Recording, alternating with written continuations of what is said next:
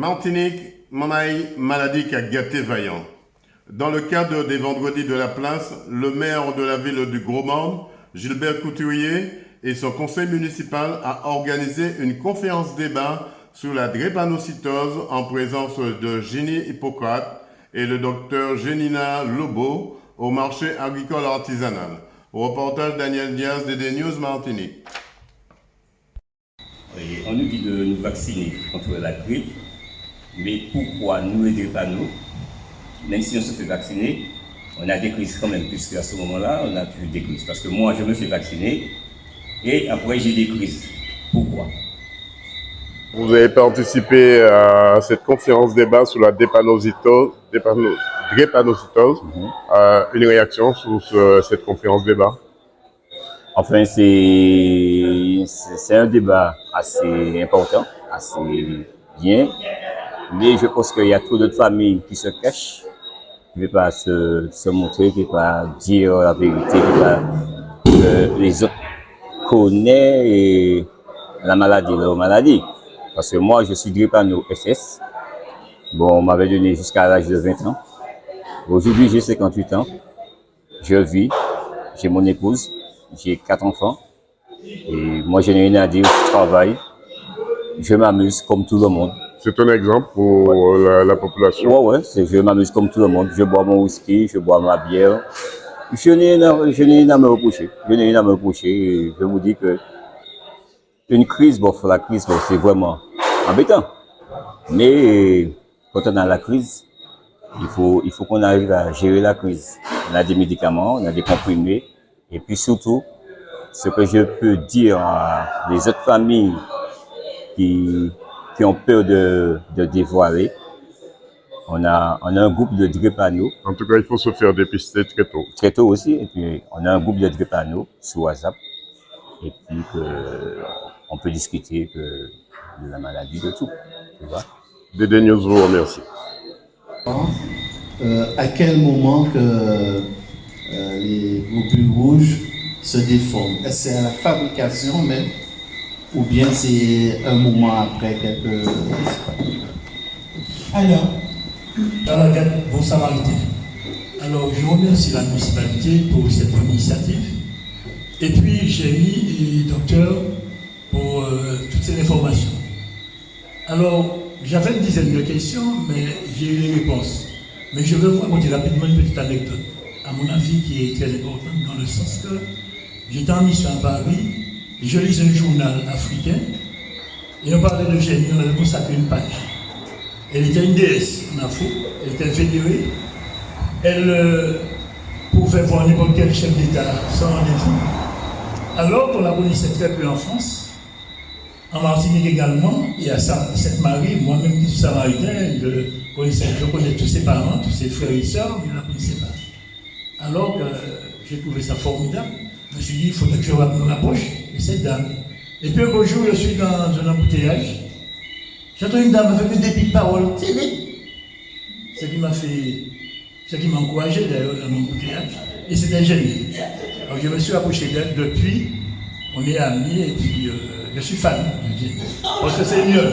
Une petite bonne femme, mais c'est mieux. Alors, je vais quand même poser une question parce que j'ai une amie qui a insisté pour me dire qu'en Afrique.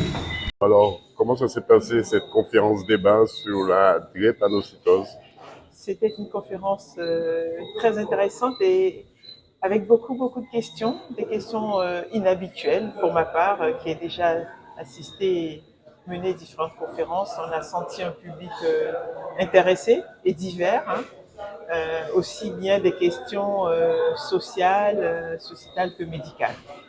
Pour l'instant, moi j'ai passé un très bon moment. Est-ce que le public a posé des questions pertinentes sur cette maladie? Absolument. Et puis des questions qui ne m'avaient jamais été posées. Heureusement que j'avais la réponse. Non, il y avait les questions en général révèlent le degré d'intérêt de la personne qui les pose et clairement c'était des questions très pertinentes, intéressantes et qui ont apporté un surplus d'informations pour les personnes qui étaient présentes. Où en est cette maladie en Martinique aujourd'hui? Ben, aujourd'hui, en Martinique, nous avons un suivi protocolisé qui est celui national, où les enfants sont tous dépistés à la naissance et où la prise en charge commence dès l'âge de 2 mois. Et nous avons à peu près 260 enfants qui sont suivis au centre de la drépanocytose des enfants à la MFME à Fort-de-France et un peu plus de 900 adultes à Mango-Voussin ou Lamanta. Qu'est-ce qu'on peut vous souhaiter pour la suite? Est-ce qu'il y aura d'autres conférences dans d'autres lieux? Je pense que ce qu'on peut nous souhaiter au niveau de la population martiniquaise, c'est une plus large information sur la drépanocytose, surtout sur la prévention, et que chaque personne en âge d'avoir des enfants sache s'il a un risque ou pas d'avoir un enfant drépanocytaire, qui se fasse donc dépister, et puis que nous soyons attentifs et bienveillants vis-à-vis de nos voisins et voisines qui sont peut-être avec la maladie et auxquels on attribue des choses qui ne sont pas. BD News vous remercie. Eugénie Hippocrate, deux mots sur cette conférence débat ce soir. Ben, en tout cas, je suis déjà d'une part très heureuse d'être là parce que c'est la première fois. Non, c'est pas la première fois que je vais au Gourmand, mais il y a très très longtemps, je crois, une quinzaine d'années, j'étais venue pour une conférence. Ça s'était super bien passé. Là, on voit que le public était attentif. Ils ont posé des questions. Pour moi, c'est super important que les gens s'y intéressent parce que quand on a un public qui est là, qui est muet, qui est passif, même si on parle, on dit des choses, mais on se dit, est-ce que ça intéresse les gens? Mais là, les questions étaient quand même subtiles, tout ça. Donc, oui, je suis contente d'être là et pour moi, ça s'est quand même bien passé. C'est vrai que tout le temps, on se dit, s'il y avait encore plus de personnes, l'avantage, c'est que les personnes qui sont là arrivent à faire passer l'information autour d'eux parce qu'on peut avoir 10 000 personnes et personne ne passe l'information. Donc, pour moi, c'est super important que les publics aient participé pour pouvoir aller porter l'information. Est-ce que cette maladie progresse énormément en Martinique? La maladie, oui, la maladie progresse en Martinique. Je me rappelle dans le temps, il y a 30 ans, quand j'ai commencé, on parlait de 1000 malades. Aujourd'hui, on est à peu près à 4000 avec les doubles hétérozygotes, les composites et les SS, donc SC, S-bêta, tal, SS, donc toutes les formes de la drépanocytose. Et les gens, plus on leur parle, moins ils portent attention. Ça ne les intéresse pas, la maladie est taboue, même si, ah oui, j'ai entendu parler de drépanocytose, mais on ne sait pas exactement ce que c'est, il y a une confusion entre le groupe sanguin et la maladie, mais c'est compliqué, compliqué de dire aux gens, vous êtes porteurs d'une maladie, alors qu'ils ne sont pas malades et qu'ils ont quand même un risque de transmettre. Ils disent, nous verrons ça après, c'est super compliqué, la maladie progresse pendant ce temps-là. Alors c'est vrai quand on vous dit que ce n'est pas une maladie qui génère une attente ou une écoute particulière, ça vous interpelle beaucoup? Oui, parce qu'en fait la maladie, on l'a qualifiée de maladie des Noirs. Elle a été racialisée, je dirais même ségrégationnée. Ça n'intéresse pas les grands laboratoires pharmaceutiques. Comme je dis souvent, aucun laboratoire n'a guéri qui que ce soit. Ils font des palliatifs, mais l'État qui doit prendre ça à bras le corps, eh bien, ne fait rien, ça ne les intéresse pas. Moi, comme j'ai dit dans le temps, une ancienne ministre a dit, oh oui, la maladie, elle n'est pas rentable. Ben, une avait quand même dit, la maladie ne bénéficie pas de la même attention que les autres maladies génétiques. Mais c'est vrai, je suis outrée de voir ce qui se passe au niveau de nos décideurs, qui ne décident rien du tout d'ailleurs. Je suis outrée de voir qu'il y a des parlementaires qui existent dans les pays qui sont touchés, comme les Dom-Trom, et que ces parlementaires, il y en a très peu qui portent la parole, qui proposent des amendements ou des contre-amendements. Il y en a très peu qui font ça. Donc ça me révolte quand on voit que dans nos sein, ça veut dire que nos enfants sont en train de mourir, les enfants de nos enfants vont mourir et que personne, en fait personne. Il y a un petit groupe de personnes qui font des choses, mais pas vraiment en même temps. Ça me révolte, ouais, ça me révolte. Dernière question, quels sont les projets de votre association? Alors, mon association est internationale, Dieu merci aujourd'hui. Donc, on est partout dans le monde, c'est quand même 72 antennes. Donc, on a Drépaction, sensibilisation intense qui aboutit à un concert le 14 octobre, si Dieu veut, au Grand Carbet avec une pléiade d'artistes montés par mon ami Mehdi Custos. C'est du concert live, mais néanmoins, on va quand même, on va pareil faire en Guadeloupe, et après, ce sera l'océan Indien, et pour la première fois, je vais revenir au mois de décembre pour faire l'arbre de Noël des enfants atteints de drépanocytose, et ce qui est extraordinaire, c'est que le parrain que j'ai choisi, c'est le directeur de la police. En même temps, je vais réconcilier les jeunes avec la police, pour moi, c'est super important, en sachant que forme aussi les policiers, je sensibilise et j'explique comment ne pas faire des techniques d'étranglement aux personnes atteintes de maladies génétiques si cette personne dit ou ces personnes disent qu'elles sont atteintes de drépanocytose. Donc c'est super, on s'entend très très bien, on travaille ensemble. Donc voilà, nous sommes partout sur le terrain, mais ce qui me tient à cœur, c'est partir dans l'océan Indien, donc l'île Maurice, Madagascar, la Réunion, tout ça, où on nous a pas beaucoup vu. On m'a vu une seule fois à la Réunion, même s'il n'y a pas beaucoup de drépano, mais un drépano, c'est déjà un de trop, d'accord? Donc pour moi, c'est bien. Et puis, ma foi, en février, je serai au Brésil, à Bahia, où justement, on m'attend pour une grosse conférence internationale. On rappelle que vous êtes originaire de la Martinique Je suis originaire de Martinique, de Sainte-Marie. Absolument. Et que vous vous battez pour ce combat. Et Dédé News vous dit, seules les batailles qui ne sont pas menées sont perdues d'avance. Ah, ça c'est clair.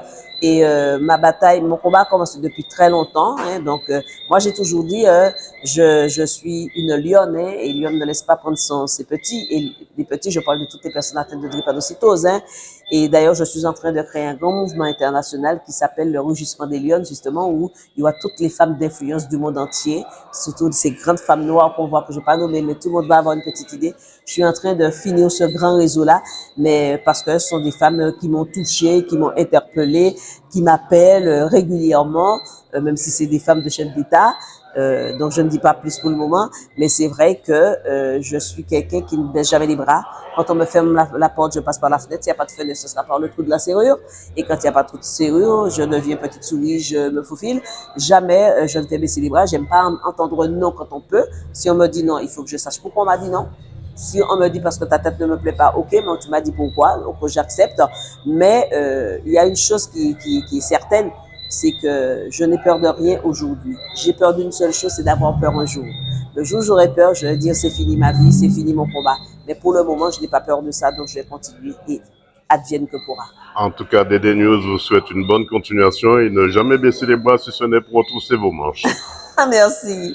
Monsieur le maire, aujourd'hui, comme tous les vendredis, avec une thématique, cette maladie qui touche, on va dire, une population martiniquaise, une réaction là-dessus.